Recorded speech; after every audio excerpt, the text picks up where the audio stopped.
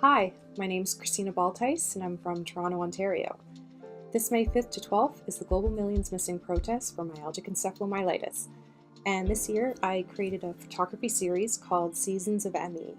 And in this series I explore the passage of time when you're lying in bed sick. And I actually took the photos for the series here in my bed, and it's also a reflection on how the seasons can act as a metaphor in this illness.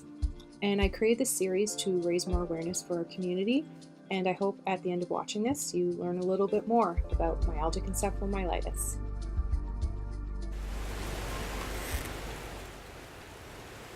I remember the first time I noticed my health beginning to unravel.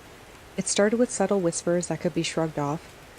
By the time the intrinsic sirens in my body blared stop, that something was wrong, my health had spiraled beyond any semblance of control. My life as I knew it slipped from my grasp, no matter how hard I clutched desperately to keep it.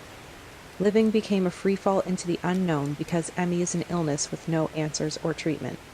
Every time I have a flare-up, I must relinquish control, and my greatest fear haunts me. Will this time progress the disease? Will my health return to its baseline, or slip farther from me? This fear is real, because sometimes it has, and sometimes it hasn't.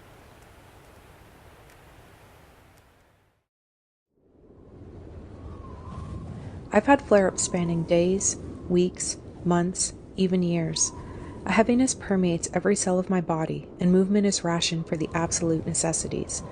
I contract myself and wait out the storm, one imperceptible to the naked eye, but one that can be relentless, cold, and long. I'm fortunate to have moderate ME and can carry out my basic survival needs when this happens. 25% of those living with ME cannot. They are the severely affected and remain in this perpetual state of hibernation.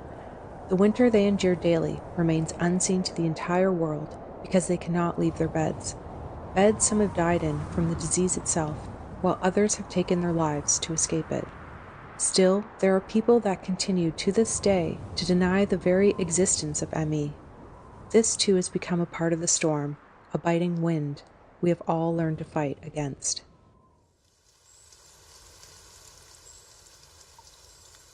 On gentler days, there's a revitalization and enlivening of my spirit. These days are equally precious as they are fragile. Many living with ME do not experience them. Every breath I take carries gratitude within it, because going from a spectator of life to becoming a part of it feels nothing short of a miraculous experience when you live with this disease. I never know how long my visit will last, or when my body's reins will pull me back and down again. What I do know for certain is how the heart does not hesitate to leap back into the rapture of living when it has been restrained for so long. These moments resuscitate the hope that one day I will return to the world and stay. This hope blossoms from deep within myself and feels tangible for me to hold on to.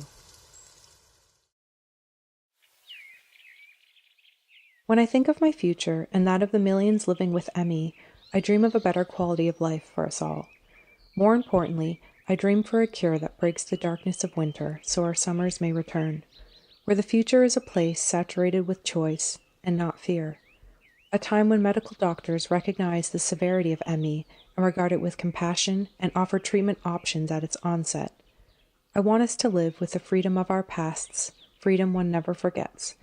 I hope for this to be within reach for us all one day soon.